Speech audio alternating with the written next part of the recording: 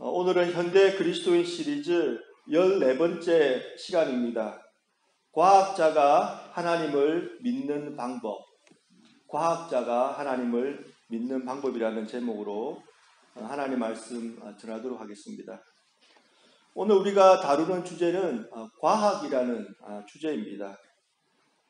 오늘 주제가 이번 설교 시리즈의 가장 부합한 내용 중에 하나일 거라는 그런 생각을 하게 되었습니다. 왜냐하면 현대인들은 모든 것을 과학적 사고를 가지고 판단을 하려고 하기 때문입니다.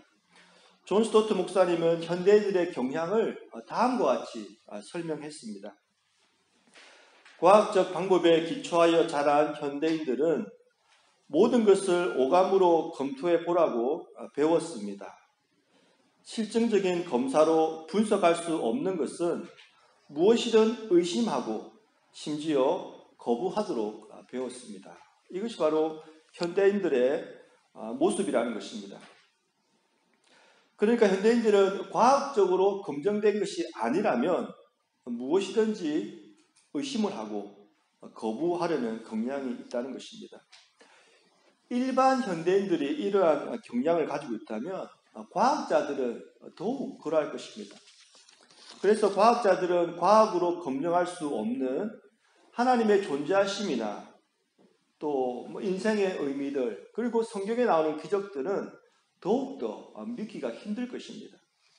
그리고 이러한 논리로 우리가 생각해 보면은 현대에 있는 과학자들은 거의 대부분이 무신론자이거나 아니면 판단할 수 없다는 불가지론자여야 합니다. 그렇죠?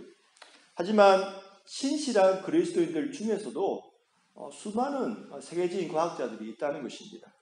그렇다면 그들은 어떻게 하나님을 믿게 되었을까요? 이것이 오늘 제가 던지고자 하는 질문입니다. 너무나 방대한 질문이기 때문에 저는 오늘 기독교인 과학자 중에서 2명을 선정해서 그분들이 어떻게 하나님을 믿게 되었는지 그 과정을 함께 살펴보기를 원합니다. 한 분은 한국창조과학회 초대 회장을 지낸 김영길 박사님이고 다른 한 분은 영국 옥스퍼드 대학교 교수인 알리스트 맥그레스 교수님입니다. 두 분은 공통점이 있습니다. 그것이 뭐냐면 두 분 다 무신론 가정에서 태어났다는 것입니다. 모태신앙으로 어릴 때부터 신앙을 가진 것이 아니라 오랜 기간 무신론적인 사고를 확고히 가지고 있다가 나중에 예수님을 이렇게 믿게 되었다는 것입니다. 그리고 두 분 모두 다 그리스도인이 된 다음에 수많은 사람들에게 복음을 전했고 또 선한 영향력을 많이 끼쳤다는 공통점을 가지고 있습니다. 오늘 말씀을 통해서 우리 모두도 과학과 신앙에 대해서 올바른 관점을 가지고 또 우리가 우리의 남은 생애 동안 수많은 사람들에게 복음을 전하고 선한 영향력을 끼칠 수 있기를 바랍니다. 첫 번째, 김영길 박사님의 이야기입니다. 김영길 박사님은 경북 안동의 전통적인 유교 집안에서 태어났습니다. 김 박사님은 초등학교 3학년까지 자동차를 구경하지 못했다고 말합니다. 그러니까 기독교도 접할 기회가 없는 그런 전통적인 유교 집안에서 태어난 것입니다. 서울대학교 공대 금속학과를 졸업한 다음에 미국으로 와서 유학생활을 했습니다. 박사 과정을 공부하는 중에 한국에서 한 자매를 소개받게 되었습니다. 그 자매는 그리스도인이었고 그 자매의 결혼 조건은 김 박사님이 교회를 나가는 것이었습니다. 김 박사님은 그 조건을 받아들였고 두 분은 한국에서 결혼식을 마친 다음에 다시 미국으로 와서 미국에서 박사 과정을 계속 공부해서 그 과정을 마쳤습니다. 그리고 김 박사님은 자신이 그렇게도 소원했던 나사에 들어가서 연구원으로 이제 일을 하기 시작했습니다. 김 박사님은 신앙은 비록 없었지만 아내와의 결혼 약속을 지키기 위해서 당시에 한인교회를 꾸준히 출석을 하고 있었습니다. 당시에는 한인교회를 가야 한국 음식을 먹을 수가 있었고 또 목사님의 설교도 윤리적인 삶을 사는데 도움이 된다는 생각으로 계속 교회를 나갔던 것입니다. 그러던 중 어느 날이었습니다. 나사에서 같이 일하던 직장 동료가 화요일 낮 12시에 나사 직장 기도 모임이 있으니까 한번 나와보라고 초청을 했던 것입니다. 별 기대를 하지 않고 친구가 간곡히 부탁을 하니까 갔는데 김 박사님이 그 자리에서 큰 충격을 받았습니다. 왜냐하면 150여 명이나 되는 박사들이 모여가지고 점심시간에 열심히 찬양하고 기도를 하고 있었던 것입니다. 김 박사님의 마음속에 불쑥 이런 의문이 생겼습니다. 첨단 과학을 연구하는 과학자들이 이렇게 열렬한 신앙을 가지고 있다니 무엇이 이들로 하여금 이렇게 만드는 것일까? 그리고 나는 왜 저 사람처럼 저렇게 기쁨을 가지고 삶을 살지 못하는 것일까? 세계 최고의 석학들이 이토록 열성적인 모임을 갖고 있는 것은 기독교에 무언가가 있다는 증거이다. 내가 그것을 한번 찾아보자. 이런 생각이 들었다는 것입니다. 김 박사님은 그때까지 성경을 한 번도 읽어본 적이 없었다고 합니다. 그래서 김 박사님은 과학적인 탐구 자세로 신약성경 마태복음부터 읽어나가기 시작했습니다. 원수를 사랑하라는 예수님의 산상수훈에서 큰 감명도 받았지만 도저히 이해할 수 없는 부분도 많이 발견하게 되었다는 것입니다. 특별히 오병이어의 기적, 물이 포도주로 변한 기적, 이런 것들은 과학적으로 도저히 풀 수 없는 수수께끼였으며 김 박사님은 굉장히 혼란스러워했습니다. 김 박사님은 성경을 인정하려면 과학을 무시해야만 했습니다. 왜냐하면 그동안 정설로 인정받았던 질량 보존의 법칙이 오병이어 기적 앞에서 엉터리가 되고 말았기 때문입니다. 당시에 김 박사님 마음속에 이런 생각이 들었다고 합니다. 과학자가 과학을 무시하고 어떻게 성경의 사건을 믿을 수 있다는 말인가? 이왕 시작된 성경 연구인이 확실하게 매듭을 짓자. 결과가 안 나온다고 실험을 포기할 수는 없지 않은가? 이런 자세로 새롭게 접근을 시도했습니다. 그래서 김 박사님은 혼자 성경을 읽어서는 해결할 수 없다는 판단을 가지고 기독교 서점으로 달려갔다고 합니다. 그리고 기독교 서적에서 과학과 관련되어 있는 신앙 서적은 모두 다 구입을 했다는 것입니다. 그리고 그 서적들을 한 권 한 권씩 읽어 나가기 시작했습니다. 그런데 그 책 중에서 김 박사님의 시선을 끈 것이 하나 있었습니다. 그것은 뭐냐면 기적의 이해라는 책입니다. 그 책의 내용을 제가 한번 읽어드리겠습니다. 우주의 가장 기초적인 물질 세계는 원자와 분자다. 그 다음이 무생물 세계, 식물 세계, 동물 세계로 올라간다. 그 위로 영, 혼, 육을 가진 인간 세계가 있고 그 다음이 하나님의 세계, 즉 영적 세계이다. 이 영적 세계는 하나님이 주인이지만 마귀의 세계도 같이 존재한다. 그 다음 중요합니다. 그런데 인간은 신앙을 가지지 않으면 하나님의 세계, 기적의 세계를 이해할 수 없다. 그것은 동물의 세계인 강아지가 대화를 하고 책을 보고 자동차를 운전하는 인간 세계를 도저히 이해하지 못하는 것과 같은 이치이다. 따라서 인간이 자신의 영적 수준을 어디에 두느냐에 따라서 기사와 이적을 이해하느냐 못하느냐가 결정된다. 하나님을 믿으면 모든 것을 믿게 된다. 만일 성경 속의 기적들이 과학적으로 인간적인 지식으로 증명되고 이해된다면 기독교 신앙은 믿을 가치가 없다. 굉장히 중요한 말입니다. 인간의 지식으로 증명되고 이해된다는 것은 기독교의 수준이 인간 수준에 머물러 있단 말이죠. 그죠? 하나님이 행할 수 있는 기적도 인간 수준에 머물러 있다는 것이기 때문에 굉장히 중요한 포인트입니다. 성경은 과학 교과서가 아니라 영적인 계시로 쓰여진 것이기에 유한한 인간이 무한한 하나님을 평가할 수 없다. 따라서 하나님은 과학의 대상이 아니며 오직 영적인 이해와 성령의 체험으로만 이해할 수 있다. 김 박사님이 이 글을 읽고 나자 무언가가 조금 잡히는 것 같았다고 합니다.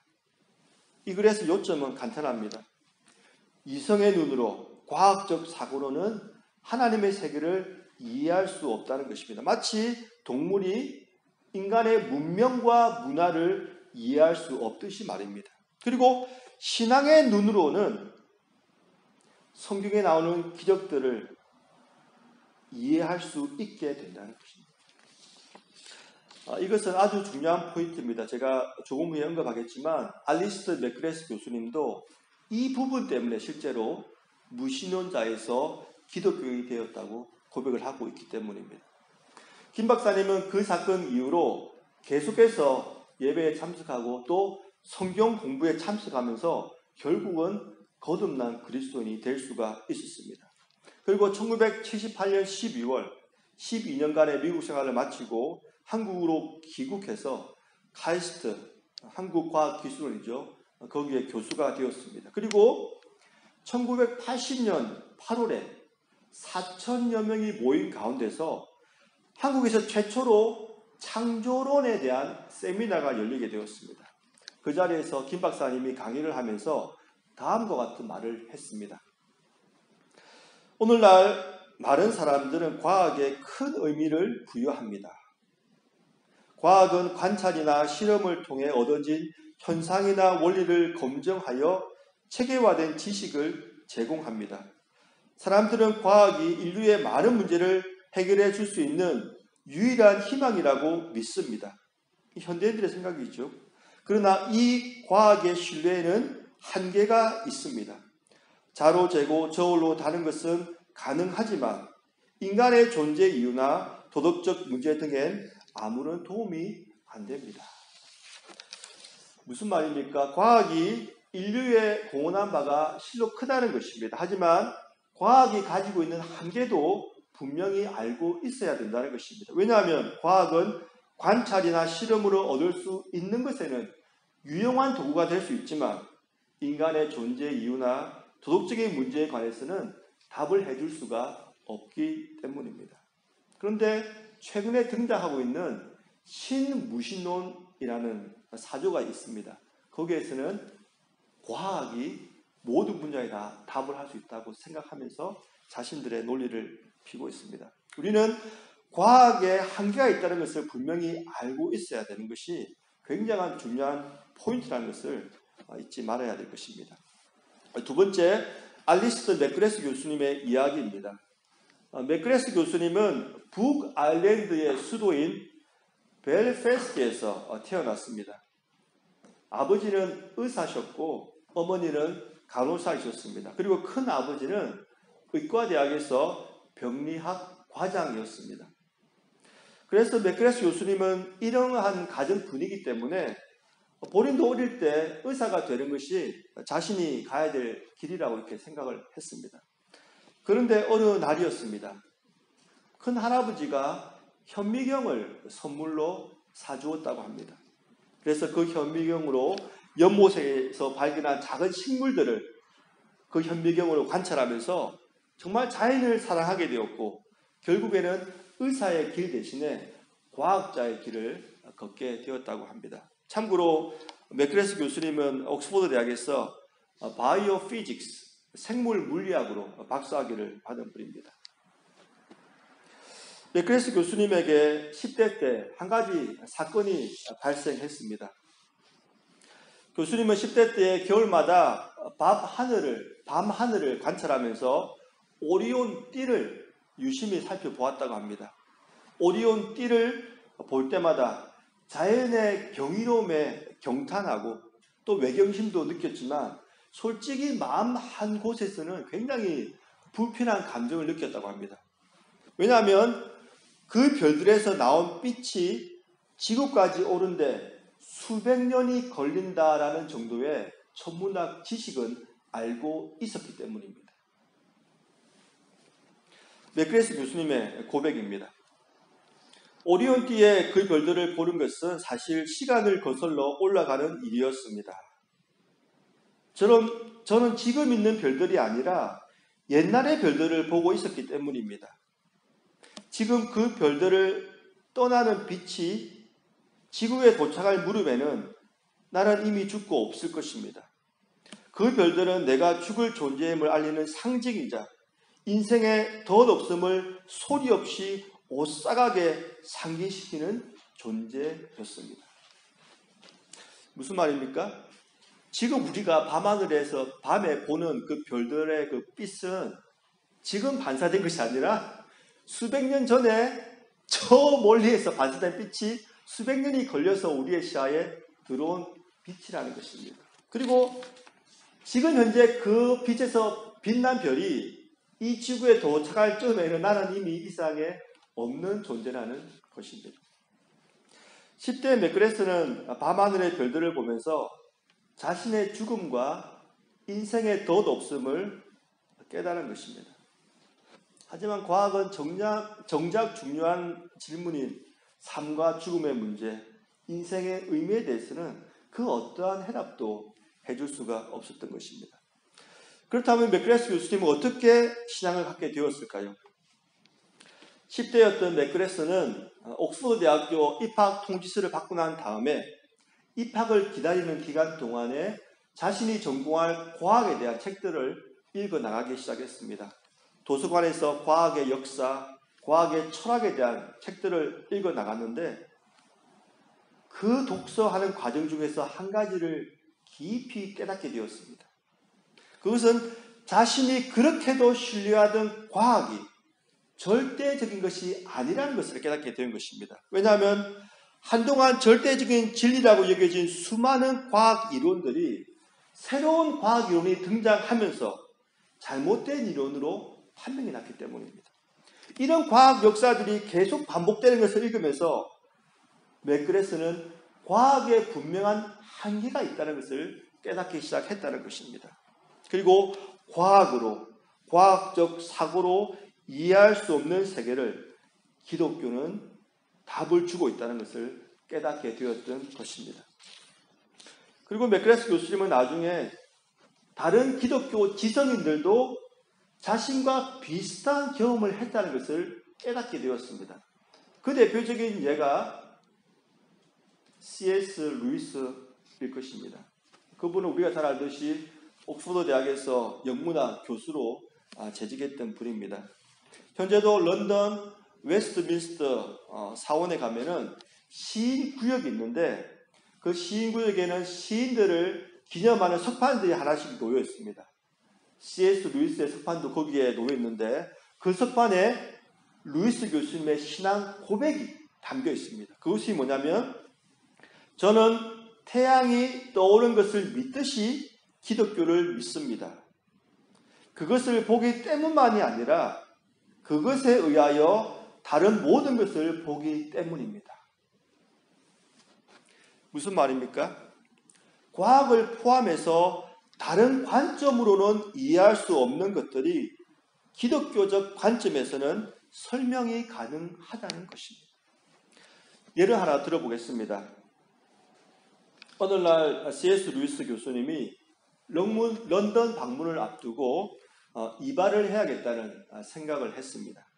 그런데 어느 날 편지가 한 통 날아와가지고 더 이상 런던을 갈 필요가 없게 되었습니다. 그래서 하려고 했던 이발도 나중으로 미루게 되었습니다. 그런데 그때부터 도무지 영문을 모르게 마음속에서 살살 다그치는 소리가 들려왔습니다. 그것은 그래도 이발은 해라는 그런 음성이었습니다. 결국 루이스 교수님은 더 이상 버티지 못하고 이발소로 발걸음을 옮겼습니다. 루이스 교수님의 이발사는 그리스도인이었는데 예전에 종종 인생 고민 상담을 해주곤 했습니다. 그런데 그날 루이스 교수님이 이발소 문을 열고 들어가는 순간에 이발사가 이렇게 말하는 것이었습니다. 교수님이 오늘 꼭 오게 해달라고 제가 기도를 하고 있었습니다. 이야기를 들어보니까 교수님이 하루 이틀만 더 늦게 갔더라도 아무런 도움을 줄 수 없는 그런 상황이었던 것입니다. 루이스 교수님이 말합니다. 엄밀히 말해서 이발사가 올린 기도와 내가 이발소를 방문한 사이에는 어떠한 인과관계가 있다는 것을 증명할 수가 없습니다. 그러나 우리 신앙인들은 다 알죠. 왜 그런 일이 일어났는지. 다른 예를 하나 더 들어보겠습니다. 루이스 교수님이 병상을 지켰던 암 환자의 이야기입니다. 암세포가 그녀의 대퇴골을 점령해버렸고 많은 다른 뼈들에게도 전이가 되었습니다. 그녀는 침상에서 자세를 바꾸는 것도 힘들어서 세 사람이 들어야지만 자세를 바꿀 정도로 심각한 상황이었습니다. 의사들은 앞으로 몇 달, 간호사들은 앞으로 몇 주를 느끼지 못할 것이라고 이렇게 말을 했습니다. 그런데 어떤 선한 사람이 그녀에게 찾아와서 안수기도를 했습니다. 그로부터 1년이 지나서 그녀는 걸을 수 있게 되었을 뿐만 아니라 험한 산길도 오를 수 있을 정도로 건강이 회복이 되었습니다. 최종적인 엑스레이 결과에서도 완치 판정이 일어났습니다. 루이스 교수님이 말합니다. 이번에도 딱 부러진 증거는 없습니다. 사랑하는 성도 여러분, 이런 일들은 그리스도인의 간증에서 우리가 종종 듣게 되는 이야기들입니다. 그런데 이런 것들을 우리가 과학의 눈으로만 바라보았을 때는 아무런 해답도 얻을 수가 없습니다. 하지만 신앙의 눈으로 바라보면 이 모든 일들에 대해서 왜 그런 일이 일어났는지 우리가 해답을 찾을 수가 있게 되는 것입니다. 마치 떠오른 태양으로 많은 사물들을 볼 수 있듯이 기독교 신앙으로 인생의 많은 질문들에 대해서 우리가 해답을 얻을 수가 있다는 것입니다. 제가 이런 말씀을 드리면 이런 질문을 하시는 분이 계실 수도 있을 것 같습니다. 그렇다면 과학이나 과학적 사고는 우리의 신앙과 전혀 무관한 것입니까? 조금 더 나아간다면 신앙 사람들이 말하듯이 과학과 신앙은 서로 대적하는 그런 관계입니까? 결론부터 말씀드리면 전혀 그렇지가 않습니다. 마지막으로 과학이 신앙에 기여하는 점에 대해서 제가 말씀을 드리겠습니다. 오늘 우리가 참고하는 책인 버나드 램 교수님은 다음과 같이 말을 했습니다. 하나님께서 자연에서 하시는 말씀과 성경에서 하시는 말씀은 모순될 수 없습니다. 왜냐하면 자연이라는 책과 성경이라는 책의 저자가 동일한 하나님이라면 이 두 권의 책은 같은 이야기를 들려주어야 하기 때문입니다. 사랑하는 성도 여러분, 우리는 과학이 가진 한계를 분명히 인정해야 하지만 과학이 우리에게 들려주는 정보를 잘 활용할 줄도 알아야 됩니다. 그래야지 우리 신앙에 도움을 받을 수가 있기 때문입니다. 사실 우리가 과학을 더 알면 알수록 하나님의 광대하심, 하나님의 전능하심을 찬양하게 되고 그리고 그 위대하신 하나님께서 보잘것없는 나 하나를 돌보신다는 사실에 놀라지 않을 수가 없게 되는 것입니다. 그 중에 참 좋은 예가 천문학일 것입니다. 제가 이 부분만 말씀을 드리고 말씀을 맺도록 하겠습니다. 세계에서 가장 유명한 사진 중 하나는 1990년 보이저 우주 탐사선이 태양계 외부를 연구하는 임무 중에 찍은 사진일 것입니다. 보이저 우주 탐사선은 지구를 떠난 지 12년 만에 토성에 이르러서 거대한 행성의 이미지를 보내왔습니다. 그때 천문학자 칼 세이건은 그 탐사선의 카메라들이 60억 킬로미터 떨어진 거리에서 바라본 지구의 사진을 보내줬으면 좋겠다는 말을 했습니다. 60억 킬로미터 떨어진 곳에서 찍은 지구의 사진입니다. 나사는 칼 세이건 교수의 그 제안에 많은 토론을 거친 끝에 동의를 했습니다. 그렇게 해서 어두운 우주 공간에 자리 잡은 창백한 푸른 점, Pale Blue Dot, 창백한 푸른 점이라는 유명한 사진이 지구로 보내졌습니다.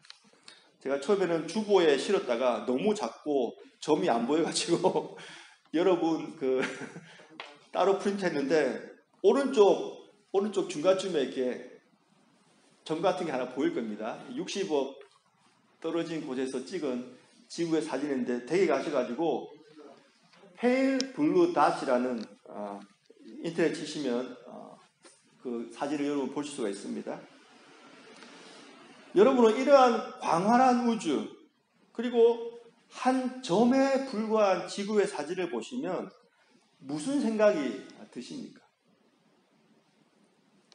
이 사진을 보고 맥그레스 교수님은 다음과 같이 고백했습니다.